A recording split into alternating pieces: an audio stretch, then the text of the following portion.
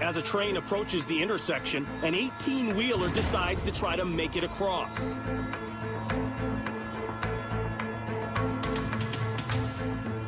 It looks as if the truck is in the clear.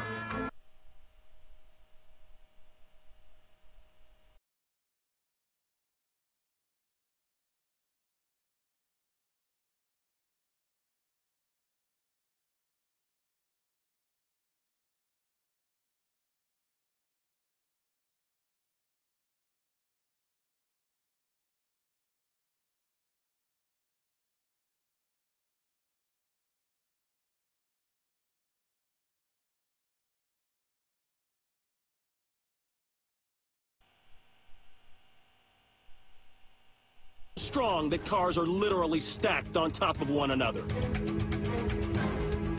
In all, 8 cars are damaged, but thankfully no one is seriously hurt.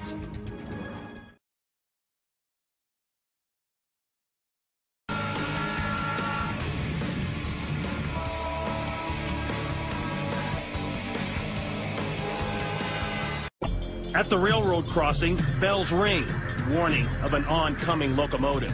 The crossing gates descend, but the confused truck driver suddenly begins rolling forward.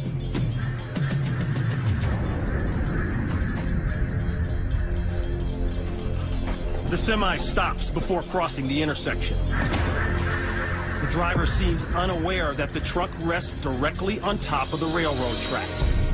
The train engineer desperately blasts the air horn, hoping the driver will respond.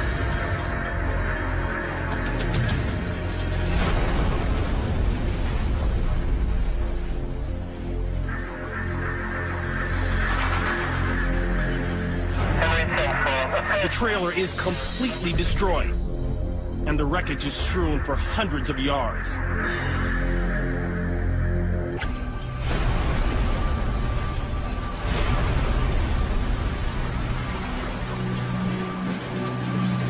Just moments after the horrific impact, the lucky driver and her dog emerge unscathed.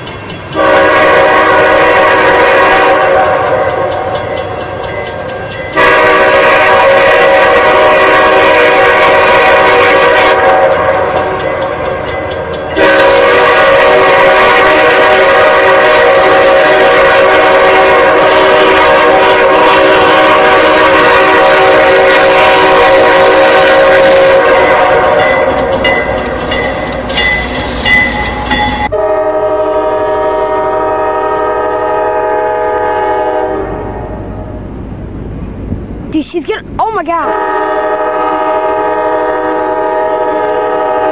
So close.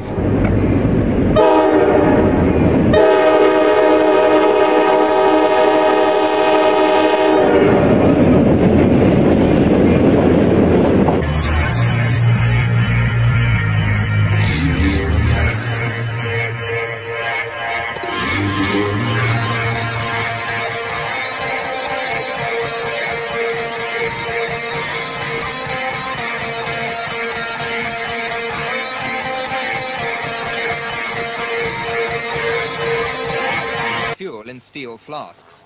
It was described as the most horrendous and pessimistic crash that could be arranged.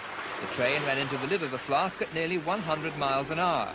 As predicted, the lid stayed on. On the lid.